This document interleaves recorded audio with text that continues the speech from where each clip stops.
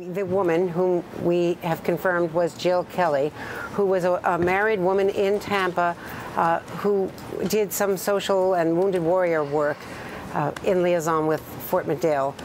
She complained to a friend of hers in the FBI, so that's how this got launched. She knew very well a close friend who was an FBI agent and said she was getting these anonymous emails, more than a dozen emails, on 2 separate accounts, and very confused because she didn't know who they were from, and they were threatening. Did the nature of these emails, Andrea, did the FBI have any reason to believe that this woman's life was in danger, or that perhaps violence might come to her? They were, this agent in Tampa referred it to his colleagues at the FBI. So it started as a local or regional FBI investigation in Tampa, completely unrelated to David Petraeus. The woman did not know that Paula Broadwell was the source. Once they got into it, I think if you complain to the FBI about cyber attacks and you get dozens or a dozen or more of threatening emails, I am told there is a predicate for them to look into this. Are that, you said threatening, you used the term threatening. Do we know the nature of these emails? Were they, quote, threatening? She perceived them to be, and they thought they were threatening enough to launch an investigation.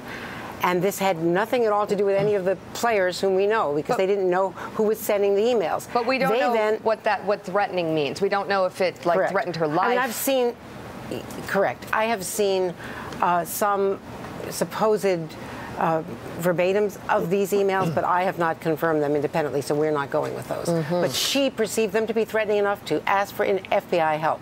The FBI began investigating. It was only after tracing them back to Paula Broadwell that they apparently, according to people I've spoken to, got permission to look at her emails, which means they went to one of the courts, the security courts, that grants the FBI this kind of approval. They then looked at Broadwell's emails, and it was only then that they discovered she was getting emails from someone, and it was an anonymous account, and they traced that back to David Petraeus.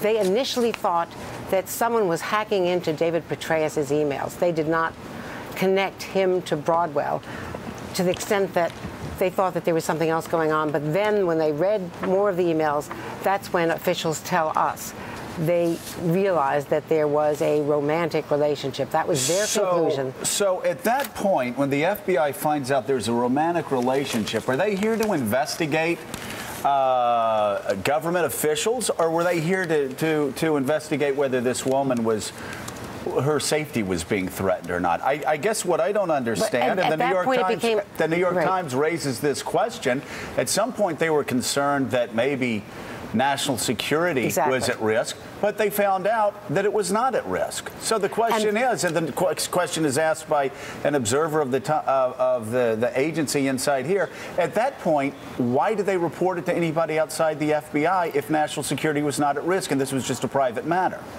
That is the question that many people are asking. They interviewed Broadwell, they then interviewed Petraeus, and all this within the last couple of weeks. They finished their interviews with Petraeus and Broadwell, concluded there was no further need to investigate.